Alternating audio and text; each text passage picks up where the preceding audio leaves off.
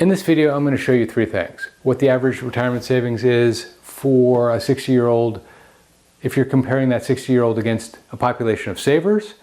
I'm going to show you that same number if you add in the non-savers in this country. And I'm also going to show you what you should have at 60 years old to retire in the same lifestyle that you're living right now. Coming up next on Holy Schmidt. Holy Schmidt! So you're 60 years old, 5 to 7 years out from retirement, maybe a little bit more because of the pandemic that we're all in right now, and you want to know where you should be. Well, that's a very good question, and it's a very complicated question because the pool of 60-year-olds spans the gamut from those that have saved virtually every penny they've made up until this point in their life to those that have had massive financial obligations, are deep in debt, and don't have a dime, and everything in between. So let's talk about each one of these categories. First, let's talk about the average retirement savings for a 60-year-old when you're comparing that 60-year-old amongst a group of savers. This number comes directly from the Fidelity 401k balances, and it's quite accurate. It's a good representation of where folks are. Now, I want to point out two things. First, the difference between average and median. Now, let's say you had 5 different 60-year-olds, and in their 401k, one had $700,000, one had $100,000, the next one had $61,450, number 4 had $45,000, and number 5 had $17,550. This totals $924,000 amongst those 5 401k participants. And that gives an average balance of $195,500. Now, even though I'm showing you 5 balances here, I could easily have shown you 50, 5,000, or 5 million, and it would have looked very similar to this. The average balance for a 60-year-old in their 401k is $195,500, and the median balance is $61,450. So let's write these down. Average, 195.5K, median, 61,450. There are many problems with this information.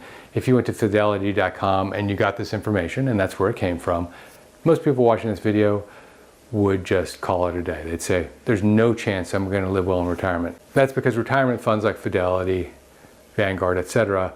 have a very strong interest in you depositing more into your account, which is of course good for you, but it's also good for them.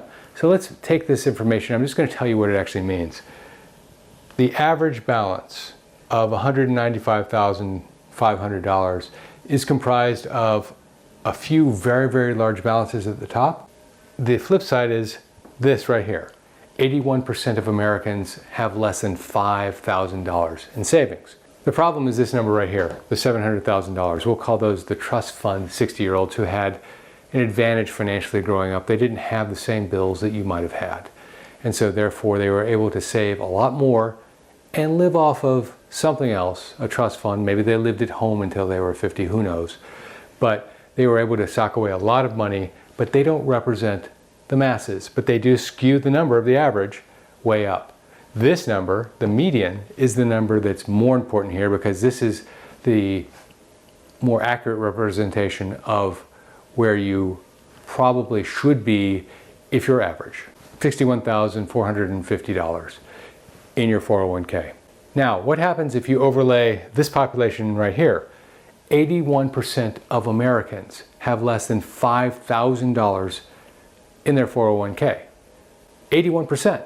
So that brings these numbers way down.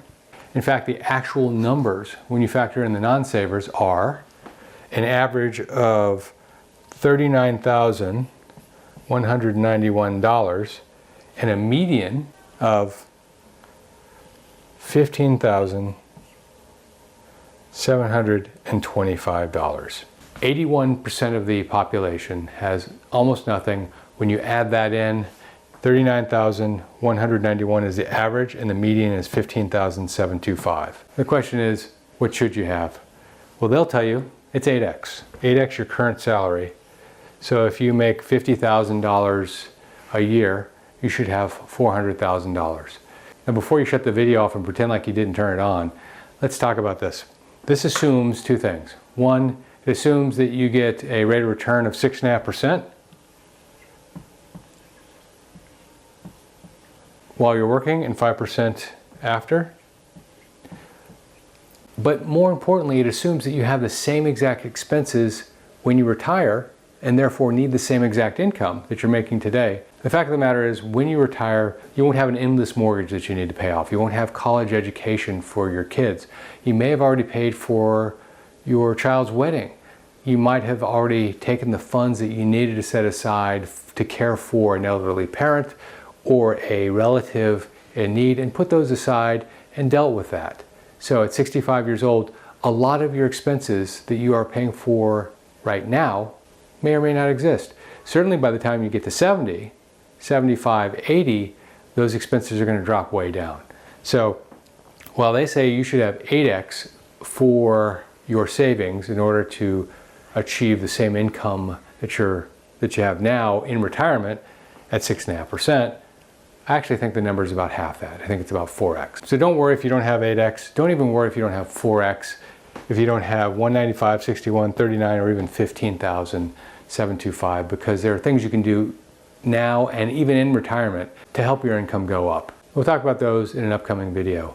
If you like this video, please give it a thumbs up so that other people can find it as well.